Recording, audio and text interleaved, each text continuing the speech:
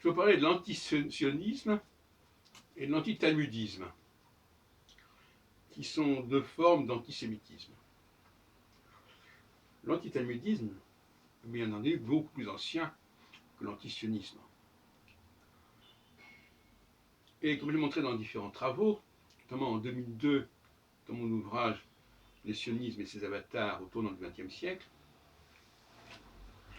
l'antitalmudisme florissait au milieu du XIXe siècle, avec des citations extrêmement désobligeantes tirées du Talmud à l'endroit des chrétiens.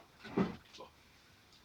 Or, l'on voit qu'actuellement, cet antitalmudisme refleurit, tout comme d'ailleurs refleurissent les travaux anti-sionistes et les protocoles des sages de Sion, sans parler de la controverse de Sion de Douglas Reed pour des raisons différentes.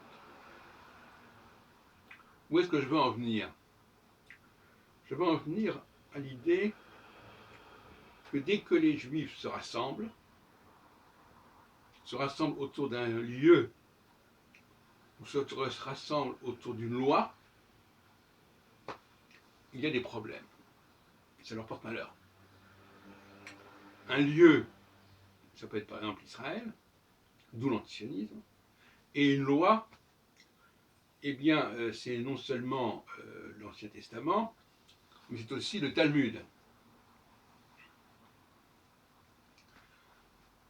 Le Talmud qui édicte tout un ensemble de principes sur le comportement des Juifs à l'égard des chrétiens, qui, à vrai dire, permettent de mettre tous les Juifs dans le même sac.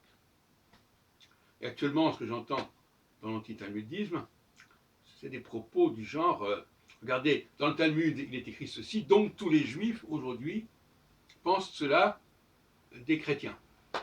C'est cet amalgame-là qui est insupportable, de la même façon que Israël fait certaines choses, et donc tous les Juifs sont d'accord avec Israël. Alors, ce que dit très justement d'ailleurs Douglas Reed à ce sujet, c'est que ça ne porte pas bonheur, ça ne porte pas chance aux Juifs de se rassembler, de se réunir sous un même toit ou sous une même loi.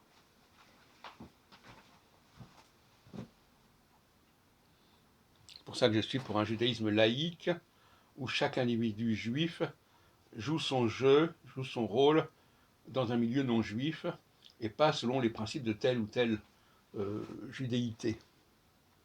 C'est-à-dire que chaque juif doit être juif à sa façon, et comme je l'ai dit à plusieurs fois, le juif c'est quelqu'un c'est un peu le sel de la terre, c'est quelqu'un qui dynamise les populations avec lesquelles il est en rapport, et bien entendu, qui les aide à se développer, et par conséquent, il n'est pas du tout dans un processus d'isolement, comme le voudrait le sionisme et comme voudrait le talmudisme.